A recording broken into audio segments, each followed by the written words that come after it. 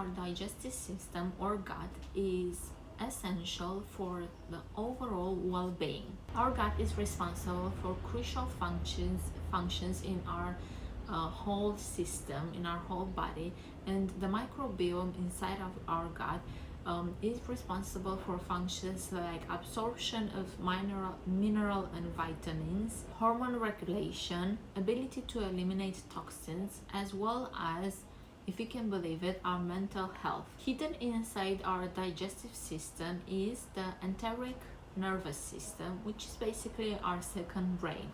New research into the connection between our digestive system and our brain, so our second brain and our first brain, have uncovered and have changed the way that we see the connection between our digestion and our mood, health, and the way we think. The microbiome is a connection of bacteria, fungi, protozoa, and, if you can really believe it, even viruses that live inside the human body. The microbiome lives in our gut mainly, but also in our mouth, our genital organs, and our nose. 80% of the microbiome forms the immune system. Unfortunately, the imbalance of the microbiome gut is very common today, and this causes a lot of health issues due to a poor diet, chronic stress, taking rounds of antibiotics. Many of us have damaged the microbiome in our gut and now suffer the consequences of that, like bloating, irregular bowel movement, pain, and acid reflux. So I touched a bit on this earlier. Reasons that the microbiome, or I'm just going to call it gut from now on, reasons that the gut is affected. The first one is lifestyle, and when I say lifestyle, I mean stress. Most of us suffer from stress, and stress is the worst enemy of the microbiome, because what happens in our body when we get stressed is basically our body uses the resources, it uses the energy that it should use for our digestive system to fight the effects of stress. So all the energy that it should be used for our body to process the food that we eat and to digest it properly, it's redirected to fight the effect of stress, the effects that stress has on our body. So this is the first thing and the first way that stress affects the gut, and that's just a functional way, if you will. But also research has shown that apparently stress can affect the structure of the gut, and that's a permanent damage that stress has on our health. What we can do is the first thing is to move our bodies.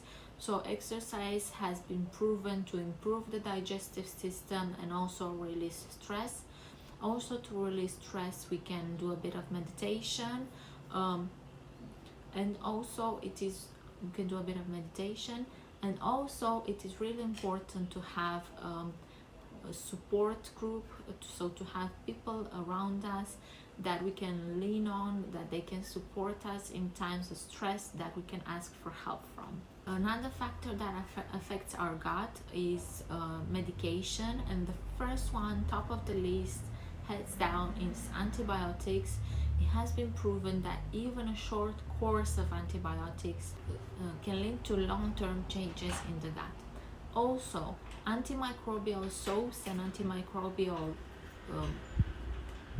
gel thingies or sprays or whatever are really bad for the gut. And maybe you will look at me and be like, wow, what does that have to do with the gut and putting it on my skin or my hands? Yes, you are, and it's going into the skin, and from the skin is going into the blood, and from the body, blood is going everywhere in your body. So it has been shown that using antimicrobial soaps and antimicrobial lotions helps create the super viruses that we all are fearing today and we are all trying to get away from. And how we are doing that? We're using antimicrobial soaps and lotions. So we're basically fighting fire with fire. So what we can do is to take care of our gut and take care of our immune system that is in our gut, and that's how we're going to fight these viruses. But the solution is not to use antimicrobial soaps and lotions, because that's what creates the super viruses and the super bugs. Other medication that can affect our guts are steroids also. So what we can do, first of all, we need to change our diet and look at what we eat. And the first thing is to eliminate or even at least reduce sugar and processed foods. So why?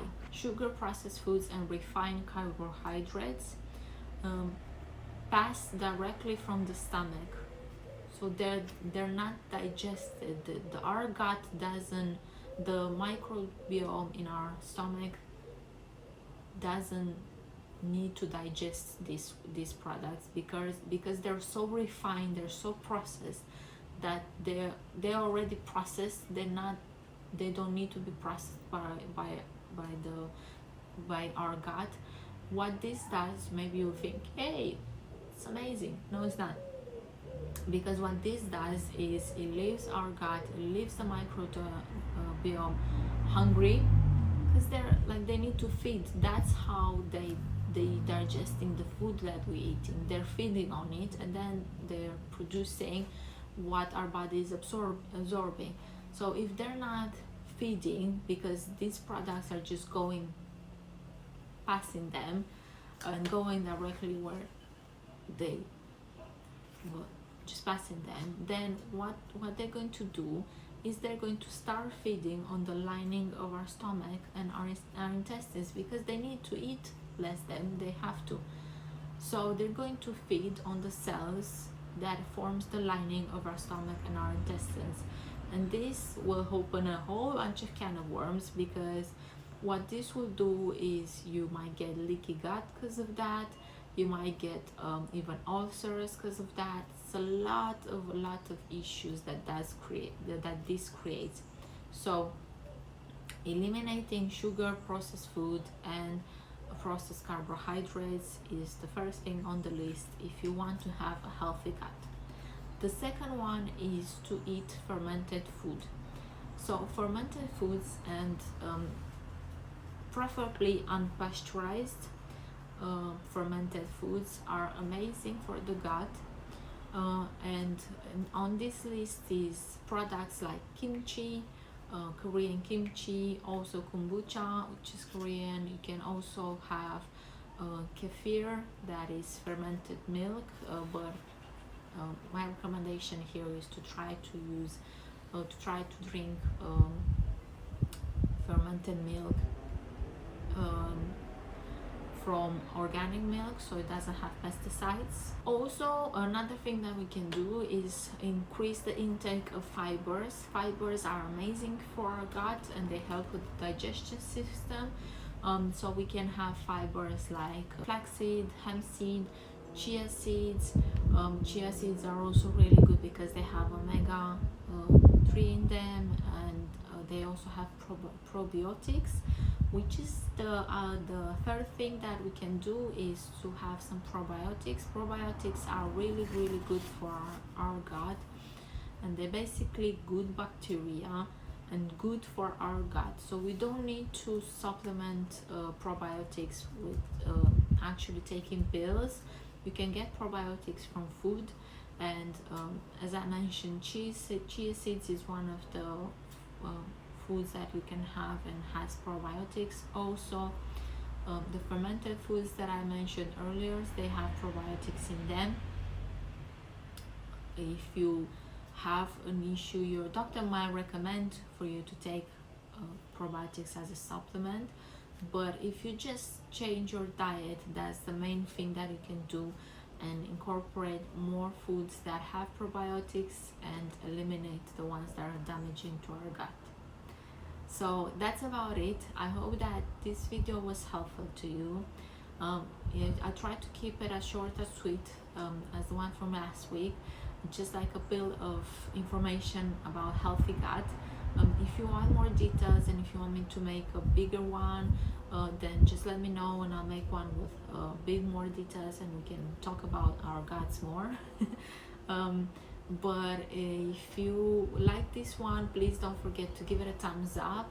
If you haven't done so already, please don't forget to subscribe to my channel so you don't miss out on new videos on healthy inside and out every Thursday. And I hope to see you in the next one. Bye.